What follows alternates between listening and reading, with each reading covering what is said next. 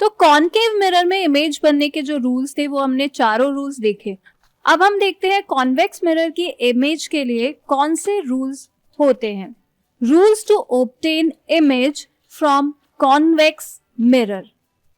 So this is a convex mirror. यहां है इसका पोल, ये है प्रिंसिपल फोकस पॉइंट और ये है सेंटर ऑफ कर्वेचर। तो कॉन्वेक्स मिरर में 2 ही रूल से काम बन जाता है, जबकि कॉनकेव में हमने 4 रूल्स देखे। तो इंसिडेंट रे जब कॉन्वेक्स मिरर पर आती है तो कॉन्वेक्स मिरर होता है ओपेक। तो इंसिडेंट रे जब कॉन्वेक्स मिरर पर टकराती है वहीं से वो डाइवर्ट हो जाती है, बट हमें ये फील होता है कि वो प्रिंसिपल फोकस पॉइंट तक जाकर फिर डाइवर्ट हुई है या उसके बाद रिफ्लेक्ट हुई है। और अगर पोल पर इंसिडेंट रे गिरती है तो जितने एंगल पर गिरी है उसी एंगल से डाइवर्ट होगी या उसी एंगल से रिफ्लेक्ट होगी। यानी वही प्लेन मिरर वाला रूल यहाँ अप्लाई होता है या लॉ अप्लाई होता है कि एंगल आई और एंगल आर इक्वल होगा। These 2 are the only rules to obtain image from convex mirror. तो यहाँ हमने P पे भी इंसिडेंट रे डाल के देख लिया, यहाँ हमने प्रिंसिपल फोकस पॉइंट पर भी रे डाल के देखा है। अब अगर C पर भी हम देखें तो वही सेम रूल होगा जो कॉनकेव पे था।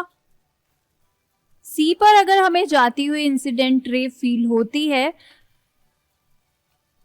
तो वो वापस उसी डायरेक्शन में सेम जगह पर वापस जाती है। यानी इंसिडेंट रे और रिफ्लेक्टेड रे दोनों एक ही जगह से पास होती है, बट डायरेक्शन ऑपोजिट होती है। यानी ये इंसिडेंट रे इधर आई और वापस घूम के टकराकर चली गई सेम डायरेक्शन में। तो कॉन्वेक्स मिरर के जो रूल्स हैं इमेज ऑब्टेन करने के लिए, यहाँ 2 रूल से भी काम चल जाता है, बट अगर 3rd रूल भी हम लिखना चाहें तो ये लिख सकते हैं, जो कि एकदम सेम है कॉनकेव मिरर वाले से। तो इन 2 रूल से भी कॉन्वेक्स मिरर में इमेज बन जाती है। यानी इमेज फॉर्मेशन को हम इन 2 रूल से कॉन्वेक्स मिरर में समझ सकते हैं। 3rd रूल की इतनी जरूरत नहीं है। So first rule to obtain image from convex mirror is incident ray coming parallel to principal axis diverge but appears to pass through focus. तो जो इंसिडेंट रे है ऐसा लगता है कि फोकस पॉइंट पर मिलेगी, बट वो मिरर से टकराकर पहले ही डाइवर्ज हो जाती है। बट ऐसा लगता है, प्रतीत होता है, यानी फील होता है कि जो इंसिडेंट रे है वो प्रिंसिपल फोकस पॉइंट तक जाकर वापस आई है। Second rule is if incident ray comes to pole it reflects at the same angle of incident ray. Means incident angle and reflected angle are equal. So, if we see the representation of images formed by mirrors using ray diagrams, we draw it like this. So, this is the concave mirror. A ray parallel to the principal axis. Principal axis कौन सा है? ये वाला. Principal focus point ये है, पोल यहाँ पर है और सेंटर ऑफ कर्वेचर ये है। तो जो रे मिरर से टकराती है या मिरर पर डाली जाती है, दैट रे is called as incident ray. और जो मिरर से टकराने के बाद रे जाती है वापस, उसे हम कहते हैं reflected ray. A ray parallel to the principal axis after reflection will pass through the principal focus in case of a concave mirror or appear to diverge from the principal focus in case of a convex mirror. तो अगर concave mirror पर हम incident ray डालते हैं जो कि parallel है principal axis के, तो रिफ्लेक्टेड रे कहां से पास होगी? प्रिंसिपल फोकस से पास होगी। बट कॉन्वेक्स मिरर में फोकस पॉइंट से एक्चुअली पास नहीं होती है, हमें लगता है ऐसा। Appear to diverge from the principal focus in case of a convex mirror. तो यही यहां डायग्राम में भी दिखाया गया है। सेकेंड रूल इज अ रे passing through the principal focus of a concave mirror or a ray which is directed towards the principal focus of a convex mirror after reflection will emerge parallel to the principal axis। तो पहले rule का उल्टा हो जाता है second rule. पहले क्या था कि प्रिंसिपल एक्सिस के पैरेलल अगर इंसिडेंट रे आ रही है तो वो फोकस प्रिंसिपल फोकस पॉइंट से होती हुई रिफ्लेक्ट होगी। बट अगर इंसिडेंट रे ही प्रिंसिपल फोकस पॉइंट से होती हुई आ रही है और मिरर तक टकरा रही है, तो उसके बाद जो रिफ्लेक्टेड रे जाएगी वो प्रिंसिपल एक्सिस के पैरेलल होगी। तो दोनों मिरर्स में ये पॉइंट सेम है, बस कॉन्वेक्स मिरर में हमें जाती हुई प्रतीत होती है या फील होता है कि जा रही है प्रिंसिपल फोकस पॉइंट तक, बट वो जाती सिर्फ मिरर तक ही है क्योंकि मिरर होता है opaque. Third rule is a ray passing through the centre of curvature of a concave mirror or directed in the direction of the centre of curvature of a convex mirror after reflection is reflected back along the same path। यानी चाहे convex mirror हो चाहे concave mirror हो, दोनों में ही अगर incident रे जा रही है कहां से? सेंटर ऑफ कर्वेचर से, तो रिफ्लेक्टेड रे भी सेम पाथ पे वापस लौट जाती है। यानी मिरर से टकराकर रिफ्लेक्टेड रे भी सेम पाथ पर जाएगी, सेम जगह से जाएगी, सेम पॉइंट से जाएगी। The light rays come back along the same path because the incident rays fall on the mirror along the normal of the reflecting surface।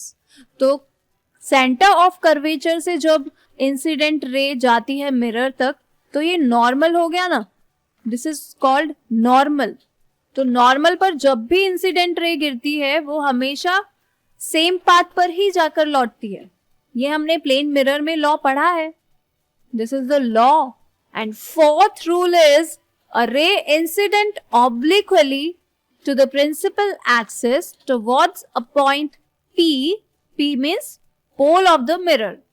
तो पोल पर अगर इंसिडेंट रे आती है वापस सेम एंगल पर रिफ्लेक्टेड रे लौटती है, चाहे कॉनकेव मिरर हो चाहे कॉन्वेक्स मिरर हो। A ray incident obliquely to the principal axis towards a point P on the concave mirror or a convex mirror is reflected obliquely। The incident and reflected rays follow the laws of reflection at the point of incidence, making equal angles with the principal axis। यानी incident angle और reflected angle दोनों हमेशा equal होंगे अगर incident रे आती है पोल पर।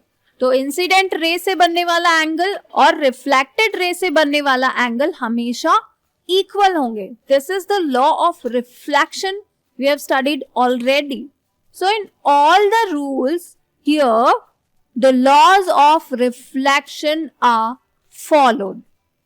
At the point of incidence, the incident ray is reflected in such a way that the angle of reflection equals the angle of incidence। Now let's come to the image formation by concave mirror। So we already know that image is dependent on the object's distance। तो object हम कहाँ रखते हैं, कितना बड़ा object है, उन सारी चीजों पर डिपेंड करेगा कि इमेज कैसी बनेगी। तो हम अलग अलग कंडीशंस पर या अलग अलग पोजीशन पर ऑब्जेक्ट को रखकर देखते हैं। If we place the object at infinity, यानी बहुत दूर अगर ऑब्जेक्ट रखा हुआ है, तब कॉनकेव मिरर पर कैसी इमेज बनती है, चलो देखते हैं। ऑब्जेक्ट एट इन्फिनिटी का मतलब ये नहीं है कि इतनी दूर ऑब्जेक्ट रखा हुआ है कि हम डिस्टेंस मेजर ही नहीं कर सकते, ये मैथ्स वाला इन्फिनिटी नहीं है। Here at infinity means object बहुत दूर रखा हुआ है। तो इस इन्फिनिटी पर रखे हुए ऑब्जेक्ट से कॉनकेव मिरर पर इंसिडेंट रेज आएंगी। तो ये है हमारा कॉनकेव मिरर, ये है पोल, ये है प्रिंसिपल फोकस पॉइंट, ये है सेंटर ऑफ कर्वेचर, और ये पूरा जो एक्सिस है इसको हम कहते हैं प्रिंसिपल एक्सिस। तो अगर हम दो रेज डालकर एग्जाम्पल लेकर देखें, तो एक रे अगर यहाँ से आ रही है और एक रे आ रही है यहाँ से, दोनों रेज क्या है, प्रिंसिपल एक्सिस के पैरेलल हैं। तो हम रूल ऑलरेडी पढ़ चुके हैं, अगर प्रिंसिपल एक्सिस से पैरेलल आती हैं इंसिडेंट रेज, तो रिफ्लेक्टेड रे कहाँ से पास होती हैं, प्रिंसिपल फोकस पॉइंट से।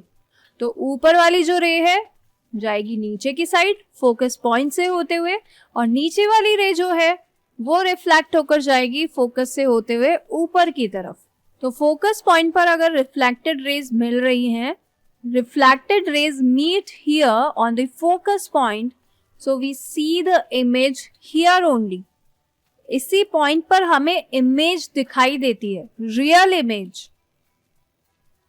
तो अगर हम यहाँ पर स्क्रीन रखते हैं तो उस पर रियल और इन्वर्टेड इमेज दिखाई देती है, और यहाँ पर जो इमेज बन रही है उसका साइज बहुत छोटा है, और जो इमेज बनती है वो डिमिनिश्ड बनती है, मतलब साफ दिखाई नहीं देता है क्योंकि ऑब्जेक्ट बहुत दूर है। तो इमेज बनेगी प्रिंसिपल फोकस पॉइंट पर, हाईली डिमिनिश्ड होगी, रियल इमेज होगी बट इन्वर्टेड होगी, यानी साफ नहीं दिखाई देगी, उल्टी इमेज दिखेगी, सीधी नहीं होगी। और फोकस पॉइंट पर अगर हम स्क्रीन को रखते हैं तो वहीं पर हमें इमेज दिखाई देती है। तो ये सब कब होता है, जब ऑब्जेक्ट इन्फिनिटी पर हो, यानी बहुत दूर रखा हुआ हो। अब वो सन की इमेज भी हो सकती है, वो मून की इमेज हो सकती है, या किसी भी दूर रखे ऑब्जेक्ट की इमेज हो सकती है। अब ऑब्जेक्ट को रखते हैं बियॉन्ड सी, यानी सी के आगे अगर कोई ऑब्जेक्ट रखते हैं तो देखते हैं उसकी इमेज कैसे बनती है और कहाँ बनती है। तो एक रे तो है जो प्रिंसिपल एक्सिस के पैरेलल है, यानी सीधी जा रही है। तो इंसिडेंट रे सीधी जा रही है ऑब्जेक्ट के टॉप से। जब भी सीधी रे जाती है, यानी प्रिंसिपल एक्सिस के पैरेलल अगर इंसिडेंट रे जाती है, तो वो किससे पास होती है, फोकस से। ये रूल हम ऑलरेडी पढ़ चुके हैं। तो रिफ्लेक्टेड रे जाती है फोकस पॉइंट से। तो यहाँ पर ये रे रूल नंबर 1 यूज कर रही है। अब दूसरी रे हम फोकस पर भी डाल सकते हैं। अगर हम फोकस पर डालते हैं तो वो रे कहाँ की तरफ रिफ्लेक्ट होगी, प्रिंसिपल एक्सिस के पैरेलल रिफ्लेक्ट होगी। अगर हम इस रे को सेंटर ऑफ कर्वेचर पर डालते हैं तो वापस वो सेम पाथ से होती हुई रिफ्लेक्ट होगी। अब ये दोनों रे जो रिफ्लेक्टेड रे हैं जिस पॉइंट पर मिलेंगी वहीं पर इमेज का फॉर्मेशन होता है, और ये इमेज कैसी बनती है, रियल इमेज बनती है बट इन्वर्टेड बनती है और डिमिनिश्ड होती है। और बनती कहाँ पर है, फोकस पॉइंट और सेंटर ऑफ कर्वेचर के बीच में, बिटवीन एफ एंड सी। अब जब ऑब्जेक्ट इन्फिनिटी पे रखा हुआ था तब भी डिमिनिश्ड इमेज बन रही थी, but that was highly diminished and this is diminished, यानी क्लियर नहीं दिखाई देती है बट उतना अनक्लियर नहीं होती है। जब ऑब्जेक्ट इन्फिनिटी पे रखा रहता है तब ज्यादा डिमिनिश्ड इमेज बनती है। तो ये इमेज रियल होगी, इन्वर्टेड होगी, डिमिनिश्ड होगी और एफ एंड सी के बीच में बनेगी। अब थर्ड कंडीशन ऑब्जेक्ट की ये है कि अगर हम ऑब्जेक्ट को सेंटर ऑफ कर्वेचर पर रखें तब इमेज कहाँ बनेगी और कैसे बनेगी। तो देखते हैं फिर से। इंसिडेंट रे जाती है, मिरर से टकराती है और फोकस पॉइंट से होती हुई रिफ्लेक्ट होती है। दूसरी इंसिडेंट रे हम फोकस पॉइंट से भी ला सकते हैं या फिर हम पोल पर ला सकते हैं। पोल पर लाते हैं तो जो रिफ्लेक्टेड रेज है दोनों, वो मिलती ही नहीं है। अब देखते हैं फोकस पॉइंट से इंसिडेंट रे डालकर। फोकस पॉइंट से इंसिडेंट रे जब डालते हैं तो रिफ्लेक्टेड रे कहाँ जाएगी? प्रिंसिपल एक्सिस के पैरेलल। अब ये दोनों रेज मिलती हैं इस पॉइंट पर, यानी सेंटर ऑफ कर्वेचर के अलोंग ही इमेज बनती है। Means the image forms at C only, और सेम साइज की इमेज बनती है। इमेज रियल होती है और इन्वर्टेड होती है। Now if we place the object between C and F, mean centre of curvature और फोकस पॉइंट के बीच में अगर हम ऑब्जेक्ट रखते हैं, तब देखते हैं कैसे बनती है इमेज। तो यहाँ ऑब्जेक्ट है, इससे हम दो इंसिडेंट रेज अगर मिरर पर डालते हैं तो एक इंसिडेंट रे जा रही है प्रिंसिपल एक्सिस के पैरेलल, तो रिफ्लेक्टेड रे कहाँ से जाएगी? फोकस पॉइंट के थ्रू। फोकस पॉइंट के थ्रू रिफ्लेक्टेड रे चली जाती है और सेकेंड इंसिडेंट रे हम डालते हैं जो पास होती है सेंटर ऑफ कर्वेचर से। तो incident ray centre of curvature से अगर आती हुई प्रतीत होती है तो वापस जाएगी सेंटर ऑफ कर्वेचर की तरफ, यानी सेम पाथ पर वापस रिफ्लेक्ट हो गई है रे। अब दोनों रिफ्लेक्टेड रे मिलती है इस पॉइंट पर, यानी if we place the object between C and F, image forms beyond C. Image is enlarged, real and inverted. Image यहाँ पर लार्ज बनती है। इमेज का साइज हमें कैसे पता लगता है? रिफ्लेक्टेड रेज जहां पर मिल रही हैं, जहां पर इनका मीटिंग पॉइंट है, वहां से लेके प्रिंसिपल एक्सिस तक हम साइज देखते हैं। तो ऑब्जेक्ट तो हमारा इतना सा है, बट इमेज देखो इतनी लार्ज बन रही है। So image is enlarged, real and inverted. Now if we place the object at F, means principal focus point, same अगर प्रिंसिपल एक्सिस के पैरेलल अगर इंसिडेंट रे है तो फोकस पॉइंट से होते हुए रिफ्लेक्टेड रेज आती है और सेकेंड रे जो है सेंटर ऑफ कर्वेचर से जाती है और वापस सेम पाथ पर रिफ्लेक्ट होती है। तो ये जो दोनों रिफ्लेक्टेड रेज हैं ये कहाँ जाकर मिलेंगी? बहुत ज्यादा डिस्टेंस पर, एट इन्फिनिटी। तो जब भी ऑब्जेक्ट फोकस पॉइंट पर होगा तो इमेज बनेगी at infinity, and image is highly enlarged, real and inverted. Now if we place the object between P and F, तो ऑब्जेक्ट हमने रखा है F और P के बीच में, यानी पोल और प्रिंसिपल फोकस पॉइंट के बीच में। अब एक रे जा रही है सेंटर ऑफ कर्वेचर से और दूसरी रे जाती है पोल पर। तो पोल से जब इंसिडेंट रे टकराती है वो जाती है रिफ्लेक्ट होकर सेम एंगल पर। यहाँ पर अप्लाई होता है लॉ ऑफ रिफ्लेक्शन, जिसमें इंसिडेंट एंगल और रिफ्लेक्टेड एंगल दोनों इक्वल होते हैं। तो जो incident ray centre of curvature से जाती है वो वापस सेम पाथ पर रिफ्लेक्ट होती है। आगे की तरफ अगर हम इन रेज को लेके जाएं, क्या ये कभी मिल सकती है? नो। बट अगर पीछे की तरफ हम देखते हैं तो ये एक पॉइंट पर मिलती है और यहीं पर बनती है ऑब्जेक्ट की image, and this image is not real. Reflected raise को पीछे ले जाकर हमने मैच किया है या एक पॉइंट पर इनको मिलाया है। तो जब हमें खुद इमेजिन करना पड़े पॉइंट या पीछे ले जाकर रिफ्लेक्टेड रेज को मैच करना पड़े, तब हमेशा इमेज वर्चुअल होती है, रियल नहीं होती है। यानी मिरर के उस पार है वर्चुअल दुनिया और इस पार है रियल दुनिया। तो ये वर्चुअल दुनिया में बनी है इमेज, वर्चुअल दुनिया में रिफ्लेक्टेड रेज मिली है एक दूसरे से।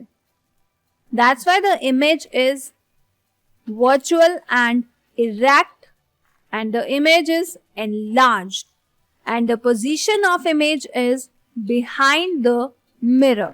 तो बस जो रूल्स हमने पढ़े हैं वो हमें अच्छे से याद रखने हैं और हम इजीली इमेजेस को देख सकते हैं कि इमेज कहाँ बनती है, कैसी बन रही है।